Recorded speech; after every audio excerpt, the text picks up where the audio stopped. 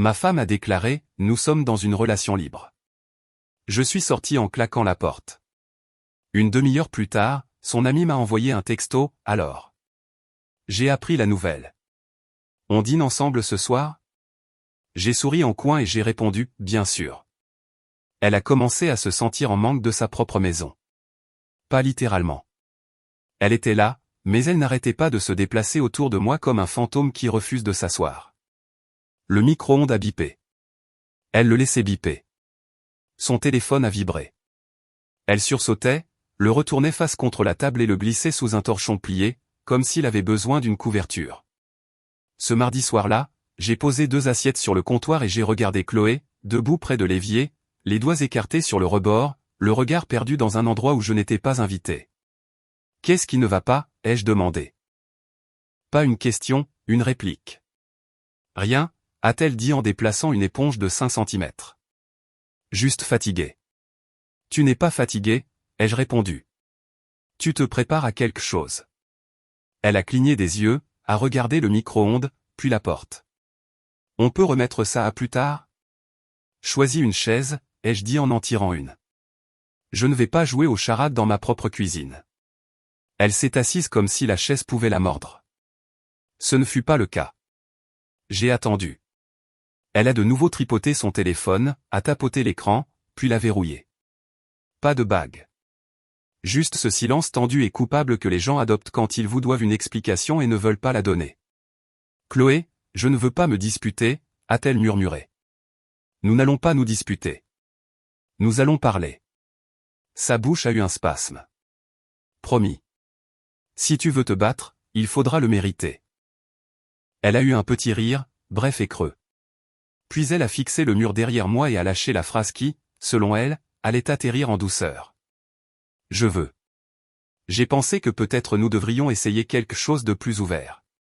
Si j'avais su où cette phrase allait me mener, j'aurais jeté l'assiette directement à la poubelle et je me serais épargné le liquide vaisselle. Je me suis penché en arrière, j'ai croisé les bras et j'ai gardé une voix stable. Défini ou ouvert. Juste pas si exclusif. Pendant un certain temps. Nous nous aimons toujours. Elle a dit ça comme si c'était un coupon de réduction. Toujours valide si on plisse les yeux. Nous. Ce n'est pas une attaque, s'est-elle empressée d'ajouter.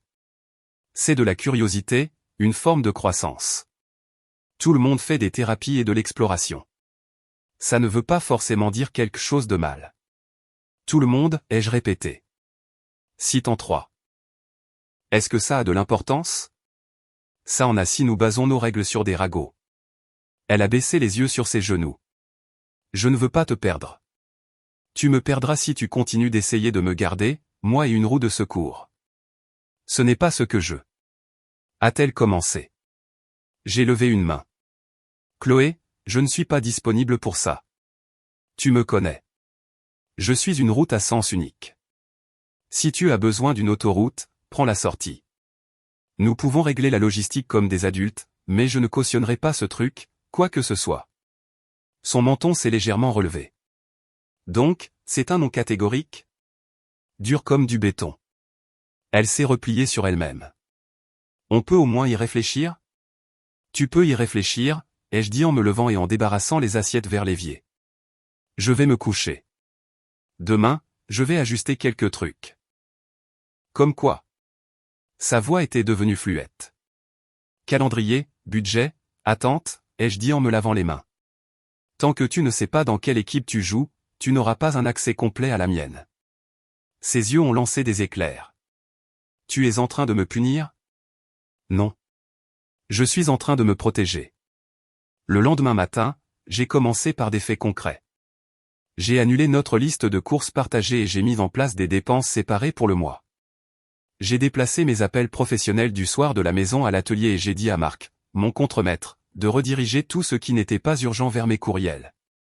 Quand il a haussé un sourcil, j'ai haussé les épaules. C'est la saison des limites, ai-je dit. Il a souri. Tu mets enfin des cônes autour de ta pelouse? Quelque chose comme ça. À midi, Chloé m'a envoyé un texto, j'ai entendu dire que tu avais changé l'application de budget. C'est un peu hostile. J'ai répondu, c'est une attitude d'adulte. On peut parler ce soir? a-t-elle écrit. J'ai réagi de manière excessive. Moi? Nous pouvons parler. Quand je suis rentré à la maison, la table était dressée comme dans une publicité, côtelettes de porc, salade, bougies qui sentaient le hall d'hôtel. Chloé se déplaçait dans la cuisine, prudente, presque douce. Je t'ai entendu, a-t-elle commencé en me tendant une assiette. J'ai été dramatique. Je ne veux rien casser. Peut-être que j'ai paniqué. Le travail a été bizarre et je partais en vrille. Tu ne méritais pas ça. Ce n'était pas un drame, ai-je dit. C'était une proposition. D'accord. Une mauvaise proposition. Elle a souri d'une manière qui, autrefois, signifiait quelque chose. Annule tout ça. La séparation du budget, le ton froid. Je suis toujours moi. Je suis toujours moi, aussi, ai-je répondu. Et ça reste pour l'instant. Elle a hoché la tête comme si elle acceptait, les yeux brillants comme ceux d'un vendeur qui entend son propre « non ». Elle a fait glisser une fourchette vers moi, a soutenu mon regard trop longtemps, puis a changé de sujet. Ce n'était pas la paix. C'était une pause. 2 jours plus tard, sa mère, Carole, a appelé pour confirmer le dîner du dimanche. Carole gère sa maison comme une salle de conseil poli. Son mari, Denis, est un homme tranquille qui résout tout en faisant griller quelque chose. Nous faisons ces dîners une fois par mois, poulet rôti, bavardage politique feutré, un dessert qui a le goût du regret et du sucre. Le dimanche, je suis arrivé chez eux dans ma camionnette, je me suis garé sous l'érable et je me suis dit que je pouvais survivre à 2 heures sans embûches bizarres. À l'intérieur, Chloé nichait avec sa mère au-dessus d'un saladier. Denis m'a serré la main, une fois, fermement. Nous avons mangé. Nous avons parlé de la météo et des histoires de syndic de copropriété de Carole. Puis, comme si c'était le point suivant sur sa liste, Carole a demandé, « Alors, comment allez-vous tous les deux ? Vous avez été si occupés. » Nous allons bien, ai-je commencé. Chloé m'a coupé, avec le ton désinvolte d'un bulletin météo. En fait, nous nous sommes mis d'accord sur quelque chose de nouveau.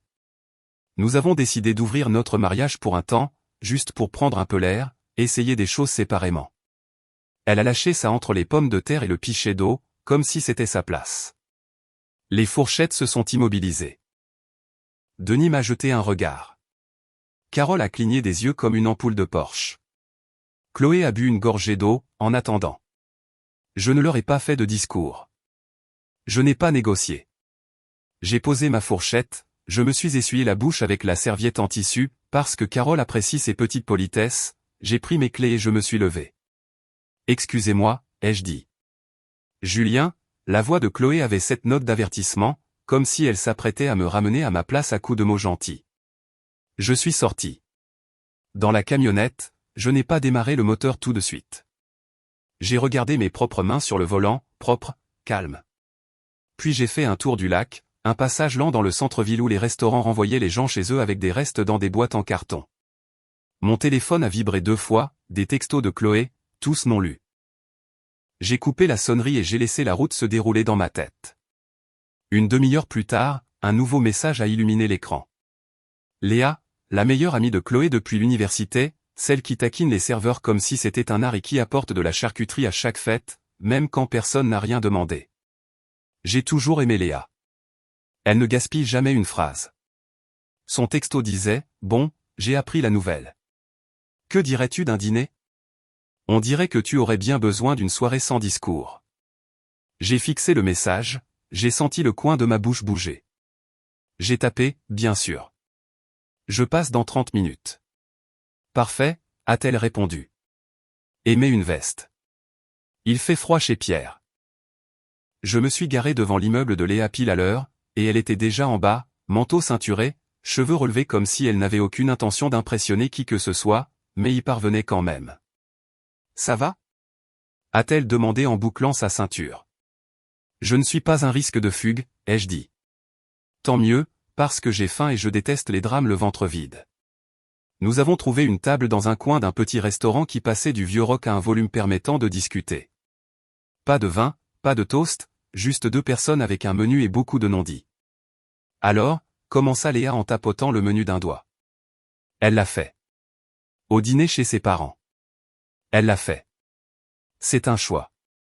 Elle aime avoir un public quand elle veut transformer quelque chose en une nouvelle normalité. Je lui ai dit qu'elle était bizarre, a dit Léa. J'ai posé des questions. Je n'ai rien obtenu. Elle a fermé le menu et a fait signe au serveur de patienter pour que nous puissions parler une seconde de plus. Tu vas bien? Je vais bien, ai-je dit, et je le pensais. Je ne négocie pas mes principes. J'ai ajusté quelques réglages à la maison, espace, budget, communication. Elle peut ruminer son idée et voir si elle a aussi bon goût qu'elle en a l'air. Léa a hoché la tête. Bien. Nous avons commandé. Nous avons mangé. Elle m'a raconté l'histoire du chien de son voisin qui s'introduit sur son porche pour voler des tomates cerises. Je lui ai raconté ma meilleure histoire d'horreur de client, un type qui voulait que je reconstruise la transmission de sa camionnette en me basant sur le son qu'elle faisait dans son rêve. Nous avons ri comme des gens fatigués rient. Avec gratitude. À un moment donné, Léa a penché la tête. Tu sais, tu éteins un incendie avec un seau, dans le plus grand calme. Quelle critique élogieuse, ai-je dit. C'en est une. La plupart des mecs feraient un discours à faire peur aux meubles. Je ne discute pas les propositions que je n'accepterai jamais, ai-je dit. Je les décline, c'est tout. Elle m'a observé une seconde comme si elle mesurait quelque chose. Je suis contente que tu sois sorti ce soir. Moi aussi. Il était tard quand je me suis arrêté devant son immeuble. Elle a hésité, la main sur la portière. Si jamais tu as besoin de t'asseoir quelque part au calme qui ne soit pas ta maison, mon canapé est profondément moche et disponible. Je garde ça en mémoire, lui ai-je dit. Fais-le. Bonne nuit, Julien. Bonne nuit, Léa. Je suis rentré vers 1h du matin. Chloé était assise sur le canapé dans le noir, sans une seule lumière allumée, comme si elle regardait une pièce de théâtre et attendait l'acte final. Tu es parti, a-t-elle commencé en se levant, une couverture glissant de ses genoux. Tu as fait une annonce, ai-je répondu en suspendant ma veste. Tu m'as mise dans l'embarras à la table de mes parents. Non. Je leur ai épargné ma version. Où étais-tu? Dehors avec qui? Une amie. À 1h du matin, a-t-elle dit, comme s'il aurait été le crime. J'ai regardé l'horloge. Il est 1h. Tu es sérieuse, là? Tu as établi une règle ce soir, lui ai-je dit. Tu as dit que nous étions ouverts. Et maintenant tu veux surveiller la porte? Choisis ta voie. Je n'ai pas dit que tu pouvais. Chloé, les jeux coupés. C'est toi qui as mis le panneau. Ne sois pas surpris si quelqu'un frappe à la porte. Et pour mémoire, tu n'as pas demandé. Tu as annoncé. Elle a croisé les bras. Et alors? Tu vas me punir en te pavanant avec n'importe qui? Les parades ne m'intéressent pas. La clarté, si. Je déménage dans la chambre d'amis. Nous partagerons la cuisine comme des colocataires. Tu veux continuer à te moquer de la monogamie avec des mots à la mode? Tu peux le faire sans ma participation. Tu réagis de manière excessive. Je m'organise, ai-je dit.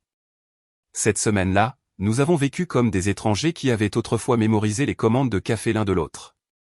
Elle a commencé à partir tôt, à rentrer tard, à pas de loup et distante. J'ai organisé mes matinées à l'atelier et j'ai pris des heures supplémentaires le samedi vidange, réparation de freins, le genre de travail ennuyeux et honnête qui vous laisse les mains propres si vous portez des gants et la tête claire même si vous n'en portez pas. À l'atelier, Marc m'a regardé diviser le tableau du jour en « maintenant » et « plus tard » avec un marqueur. « Tu es libre ce soir » a-t-il demandé. Match au bar des sports? Il parlait du bar en face du parc. Je ne suis pas vraiment d'humeur sociable, ai-je dit. Alors sois d'humeur pratique, a-t-il répondu. J'ai entendu dire que ton contact d'urgence est toujours ta femme. Tu veux que ça reste comme ça? Bien vu. J'ai sorti un formulaire du tiroir. Change-le pour mon frère, Benoît. Il a hoché la tête. Si tu as besoin de dormir chez moi, tu connais le code. J'apprécie. C'était ma paperasse de limite hors site. Les gens pensent que les limites sont des discours. La plupart du temps, ce sont des formulaires. Chloé a fait sa première tentative de rapprochement en douceur 2 jours après mon installation dans la chambre d'amis. Je suis rentré tard, et elle avait laissé une assiette de pâtes couverte de papier d'aluminium avec un mot « Je n'aime pas cette distance ». Peut-on repartir à zéro? J'ai dit des choses stupides. Je ne vois personne. Je le jure. Pas d'émoji, pas de cœur, juste une écriture soignée comme un devoir d'école. J'ai mangé les pâtes. Elles étaient bonnes. J'ai texté, nous pouvons parler demain à 18h. Au café près du lac. Territoire neutre. Elle est arrivée 5 minutes en avance, les cheveux brossés comme si elle allait à un entretien d'embauche. Notre relation me manque, a-t-elle commencé, les mains autour d'un gobelet en carton. Je déteste ça. Je déteste le manque de respect, ai-je dit. Ça ne correspond pas à ton vocabulaire, mais c'est ce que c'est. Elle a eu l'air sur le point de fondre en larmes, puis s'est retenue. J'ai paniqué. J'ai lu un article, je me suis monté la tête. Je suis désolé. D'accord, ai-je répondu. Si tu le penses vraiment, alors nous mettons fin à l'expérience que tu as essayé de lancer. Nous resserrons les rangs. Nous réparons. Plus d'annonces spectacle. Et nous disons la vérité à tes parents, que tu as lancé une mauvaise idée et que je ne l'ai pas approuvée. Elle m'a dévisagé. Tu as besoin de ça. J'ai besoin que l'honnêteté soit plus forte que ton ego. Elle a hoché lentement la tête. D'accord. Je peux faire ça. C'était sa tentative de rapprochement en douceur. Elle n'a pas tenu parole. 3 soirs plus tard, nous étions de retour chez ses parents pour la soupe de reste de Carole et un point de situation. Nous n'avions pas prévu d'y aller, Chloé a demandé à la dernière minute. Ça signifierait beaucoup pour ma mère, et je n'aime pas punir les gens qui n'ont pas commis le crime. Denis a ouvert du vin pour Carole et m'a versé de l'eau sans demander. Il est perspicace comme ça. Nous nous sommes assis. Les banalités ont commencé. Puis Carole a dit doucement, nous pouvons vous laisser votre intimité si vous en avez besoin, mais je m'inquiète pour vous deux. Chloé a hoché la tête, a dégluti et a souri trop largement. Nous sommes en train de trouver une solution. Nous essayons quelque chose de léger. Pas de règles strictes. J'ai posé ma cuillère. Nous n'essayons rien, ai-je dit. Chloé a proposé quelque chose. J'ai décliné. Voilà où nous en sommes. La mâchoire de Chloé s'est crispée. Ne me fais pas passer pour la folle. C'est toi qui te rends ambigu, ai-je répliqué. Les yeux de Carole faisaient la navette entre nous. Denis fixait son verre d'eau. La pièce retenait son souffle. J'ai décidé de planter une clôture. Carole. Denis, ai-je dit calmement. Je tiens à votre fille. Je tiens aussi au respect. Nous gérons notre maison. Vous n'avez pas besoin d'accueillir cette conversation. Nous garderons les sujets difficiles futurs loin de votre table. Denis a hoché la tête une fois. J'apprécie. Chloé ne m'a pas adressé la parole sur le chemin du retour. Ce n'était pas grave. Le silence est une forme d'honnêteté. Léa m'a envoyé un texto le lendemain matin. Tu respires? Ouais, ai-je répondu. Soupe de seconde main, par contre. J'ai survécu. Elle a envoyé un emoji qui rit.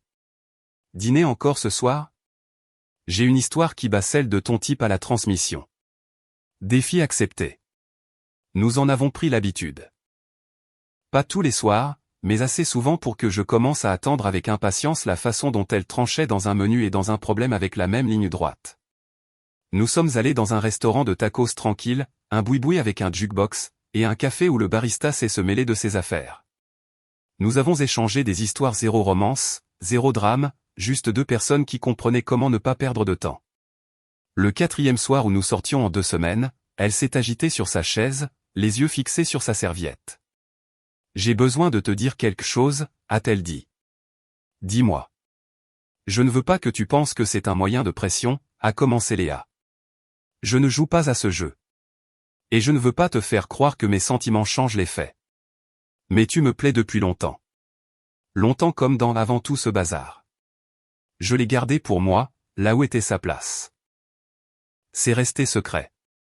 Jusqu'à ce que je réalise que je couvrais quelqu'un qui ne te couvrait pas, toi. Je suis resté immobile.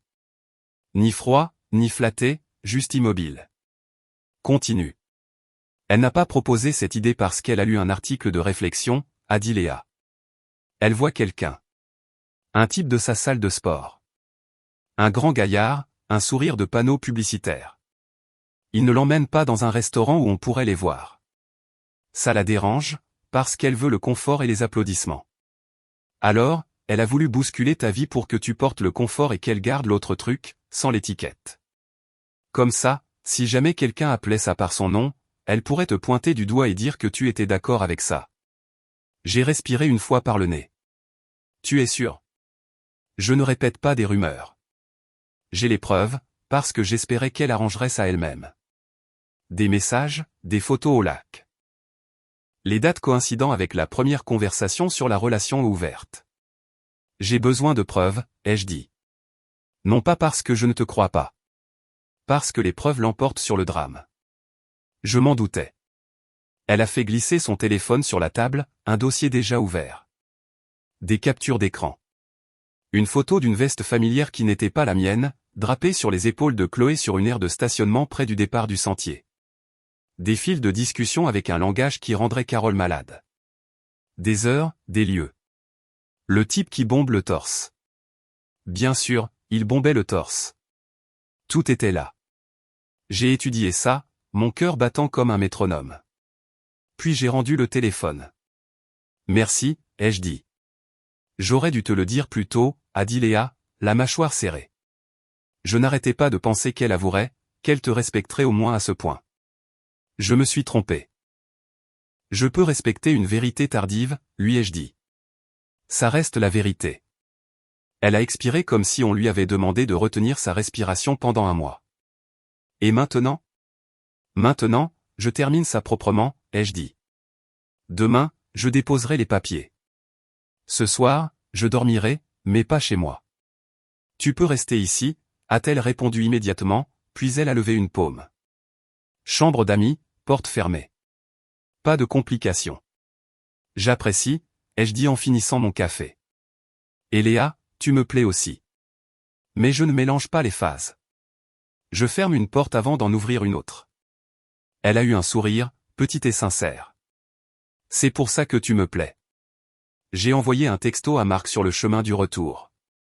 Besoin de quelques heures de libre en milieu de matinée demain. Personnel. Il a répondu avec un pouce levé. Chez Léa, elle m'a tendu un jeu de drap plié comme si nous étions dans une résidence universitaire avec de bonnes manières. La salle de bain est au bout du couloir. Il y a des céréales si tu as faim. Le canapé moche cache des couvertures en dessous. Ça ira, ai-je dit. J'ai dormi comme un homme qui avait pris une décision. Le matin, j'ai mis une chemise propre, j'ai pris un café au coin de la rue où personne ne vous parle, et je suis allé là où les gens vont quand ils ont fini de se disputer avec leurs sentiments. Il m'a fallu 1 heure pour remplir ce qui devait être rempli. Je n'ai pas écrit de manifeste dans les marges. J'ai signé mon nom et j'ai regardé le greffier agrafer des choses que je ne voulais plus posséder. À la maison, la voiture de Chloé était dans l'allée. Je suis entré, j'ai pris la grande valise du placard du couloir et j'ai commencé à y disposer des vêtements pour 3 jours, mon passeport, le double des clés de la camionnette, ma trousse de rasage. J'ai pris la montre de mon grand-père dans le bol près de la porte. Chloé se tenait dans l'encadrement de la porte de la chambre, les bras ballants. « Tu es sérieux ?» a-t-elle finalement demandé. « Ce n'est pas une question, papa », ai-je répondu en pliant des chaussettes dans la poche latérale. « Tu mets fin à un mariage parce que j'ai suggéré d'essayer quelque chose de nouveau. Tu y as mis fin quand tu nous as transformés en un spectacle public et une blague privée, ai-je dit sans animosité. Je ne fais que le mettre par écrit. » Elle a ricané, puis a souri d'un air suffisant comme si elle avait trouvé l'angle gagnant. « Qu'est-ce que tu vas dire aux gens? Que ta femme voulait explorer et que tu n'as pas supporté? Tu vas passer pour un vieux. Je passerai pour un homme qui connaît ses conditions, ai-je dit en fermant la valise. Et au fait, si tu comptes entreposer un projet parallèle, n'essaie pas de le financer avec ma dignité. Son sourire s'est aiguisé. Alors, tu penses savoir quelque chose? J'en sais assez. J'ai soulevé la valise. Voici le gros titre, Chloé, la personne qui soulevait des poids avec toi ne soulevait pas ce qui comptait. Elle a levé les yeux au ciel. Tu jettes des années par la fenêtre pour une broutille. Toi et ta broutille avec des biceps avaient fait un trou dans notre bateau, ai-je dit en ajustant la poignée. J'espère qu'il valait la peine de prendre l'eau. Je suis passé devant elle. Elle n'a pas bougé. La porte a cliqué derrière moi comme n'importe quelle autre porte. Je ne l'ai pas claqué. J'ai conduit jusqu'à un hôtel en périphérie de la ville, j'ai payé pour une semaine et je me suis assis sur un lit qui n'avait jamais entendu mon nom. Léa a appelé dans la soirée. Tu vas bien, a-t-elle demandé. Je vais bien, ai-je dit. Elle sera bientôt prévenue. Prépare-toi à la phase de négociation. Je garderai mon téléphone en silencieux. Elle a essayé la douceur une fois, ai-je dit. Elle essaiera la gentillesse ensuite. Tu connais la tactique. Je la connais. 3 jours plus tard, le message est arrivé. J'ai reçu les papiers. S'il te plaît, ne fais pas ça. Nous pouvons arranger les choses. J'arrêterai tout. Je le jure.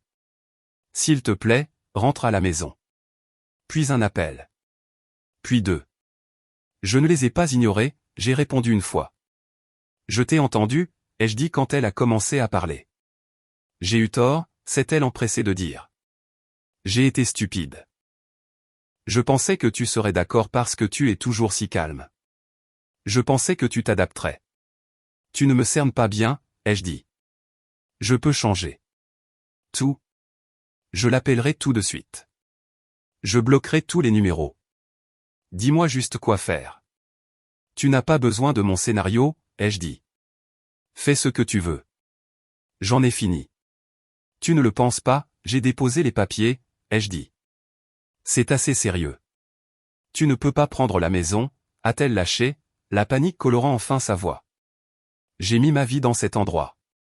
Tu m'as mis dans un coin, ai-je répondu. Tu peux faire tes cartons. Je couvrirai le mois prochain pour te donner le temps. Après ça, tu trouveras ton confort sans mon toit. C'est de la cruauté. C'est une limite, ai-je dit, et j'ai mis fin à l'appel. Léa m'a invité à rester chez elle. La chambre d'amis est propre, a-t-elle dit. Tu n'as pas à payer un hôtel pour t'ignorer. Je terminerai cette phase correctement, lui ai-je dit. Ensuite, nous parlerons. Elle a respecté ça. C'est pour ça qu'elle est rare. La semaine a rampé puis s'est brisée. Elle a tenté la deuxième approche en douceur exactement quand je m'y attendais. Elle s'est présentée à l'atelier, les cheveux lâchés, les yeux grands ouverts, tenant un sac de mon plat à emporter préféré comme si elle se souvenait de quelque chose de profond à mon sujet. Juste 5 minutes, a-t-elle dit à Marc à l'entrée. Il s'est approché de la baie et m'a dit sans détour, tu as de la visite. Je m'en occupe, ai-je dit en m'essuyant les mains. Nous nous sommes retrouvés près des distributeurs automatiques. Je ne suis pas là pour me battre, a dit rapidement Chloé. Je t'ai apporté à dîner. Je sais que tu sautes des repas quand tu es stressé. Je ne saute pas de repas, ai-je dit en montrant le frigo de la salle de pause. Marc me guève de force. Julien, regarde-moi. Elle s'est approchée. J'ai eu tort. Je dirai la vérité à mes parents. Je le dirai à tout le monde. Dis-moi ce que je peux faire. Tu peux faire tes cartons, ai-je dit. Elle m'a fixé, puis a essayé un angle différent. Tu as vu Léa. J'ai haussé un sourcil. C'est toi qui as ouvert la porte, tu te souviens. C'est bas. Quel était ton plan, exactement, ai-je demandé. Obtenir des applaudissements et garder le prêt immobilier? Faire de moi la raison pour laquelle tu n'as pas le mauvais rôle? Tu es cruel, a-t-elle répété, comme si ça pouvait prendre si elle le disait 2 fois. Non, ai-je dit. J'en ai fini d'être géré. Sa bouche s'est ouverte, puis refermée. Elle l'a vu à ce moment-là. La partie de moi qu'elle n'avait jamais réussi à faire bouger. Elle a fait un pas en arrière. Je vais me débrouiller, a-t-elle dit. Je sais, ai-je répondu, et je suis retourné au travail. Une semaine plus tard, le jour de son déménagement est arrivé. Je me suis garé de l'autre côté de la rue et j'ai observé depuis la cabine de ma camionnette un camion de location qui tournait au ralenti près du trottoir. Son frère portait des cartons. Chloé se tenait sur le porche, les bras croisés, ne pleurant pas, ne suppliant pas, regardant simplement ces meubles quitter une maison qui avait été la nôtre. Je ne suis pas entré. Pas de discours. Elle a envoyé un seul texto, les clés sont sur le comptoir. J'ai répondu, merci. Quand l'endroit est redevenu silencieux, je suis entré. Les pièces paraissaient plus grandes sans ses affaires, comme si les murs prenaient une profonde inspiration. J'ai vérifié le thermostat, les fenêtres, les serrures. Sur le comptoir de la cuisine, à côté des clés, elle avait laissé une photo dans un cadre, face contre table. Je ne l'ai pas retournée. Il y a toujours une dernière réplique. J'ai écrit la mienne sur un pense-bête et je l'ai collée sur le réfrigérateur où elle avait scotché des recettes. Tu voulais plus, disait-il. Maintenant tu as de la place. J'ai fait un nouveau sac de sport, j'ai verrouillé la porte et j'ai conduit jusqu'à chez Léa. Elle a ouvert la porte avant que j'aie frappé 2 fois. Alors, a-t-elle dit en me laissant entrer. Phase terminée? Terminée, ai-je dit. Tu as toujours ce canapé moche. Il est encore plus moche. Elle a souri. J'ai acheté un coussin qui ne va avec rien. Parfait, ai-je dit. J'avais un plan. Ah oui? Un dîner? Puis une conversation sans brouillard. Nous avons mangé. Nous avons parlé. Nous avons défini des conditions comme des adultes raisonnables qui savent ce qu'ils veulent. Nous faisons ça lentement. Nous faisons ça honnêtement. Nous ne construisons pas notre nouveau départ sur les décombres des 5 dernières minutes. Elle était d'accord. C'est comme ça qu'on sait qu'on a affaire à quelqu'un qui respecte le poids des choses. 2 mois plus tard, après la dernière signature et le dernier échange de clés, j'ai vendu la maison et j'ai acheté un endroit plus petit avec un garage où on peut vraiment travailler et une vue qui n'est pas spectaculaire, mais qui est la mienne. J'ai changé mes matinées. J'ai recommencé à soulever des poids parce que j'en avais envie, pas parce que quelqu'un regardait. J'ai échangé ma vieille camionnette contre une plus récente. Pas accent grave-l'œil, juste solide. J'ai invité mon frère et Marc pour des travers de porc le vendredi. Ils apportent des blagues nulles et réparent les fuites sans qu'on leur demande. Léa a un tiroir dans ma salle de bain et une tasse à café que personne d'autre n'utilise. Nous voyageons modestement, des excursions d'une journée dans une ville voisine, des marchés de producteurs, pas de grands gestes. Elle me dit quand j'ai tort, et je lui rends l'appareil. Pas de brouillard. Chloé apparaît de temps en temps dans les publications des gens. Un sourire plus mince, porté comme un masque que quelqu'un d'autre a choisi.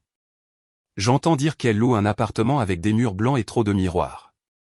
Le type aux gros muscles n'a pas l'air aussi à l'aise que sur les photos du téléphone de Léa. On dirait qu'un canapé qu'il n'a jamais mérité lui manque. Ce ne sont pas mes affaires. Certains soirs, je traverse ma nouvelle cuisine et j'éteins les lumières une par une. Le silence est du genre coûteux, celui que j'ai décidé d'acheter. Quand je m'assois sur les marches arrière et que je regarde un jardin dont je suis le seul responsable, je repense à ce premier dîner avec le silence du micro-ondes et le torchon sur son téléphone. Ce n'était pas un mystère. C'était un ballon d'essai. Je ne l'ai pas crevé. Je me suis juste écarté de sa trajectoire et je l'ai laissé s'envoler. Les gens me demandent ce que j'ai dit le soir où j'ai pris mes clés et quitté la table de ses parents. Ils veulent une réplique. Ils veulent un moment de cinéma. Mais la seule chose digne d'intérêt est l'action. Je me suis levé. J'ai conduit. J'ai changé les règles. Et quand elle a essayé de transformer ma vie en petits caractères, je lui ai tendu la version corrigée. Termes et conséquences, clairs et définitifs. Pas de scène, pas de tempête. Elle a bâti un plan où ma dignité finançait sa curiosité. J'ai coupé les vivres. Maintenant, je vis comme je l'entends, un travail qui a du sens, une femme qui ne projette pas d'ombre les jours de soleil, un garage rempli d'outils que je sais utiliser. Le cercle est plus petit et la table est plus silencieuse. Et les seules annonces sont celles que nous nous faisons l'un à l'autre. Ce n'est pas une punition.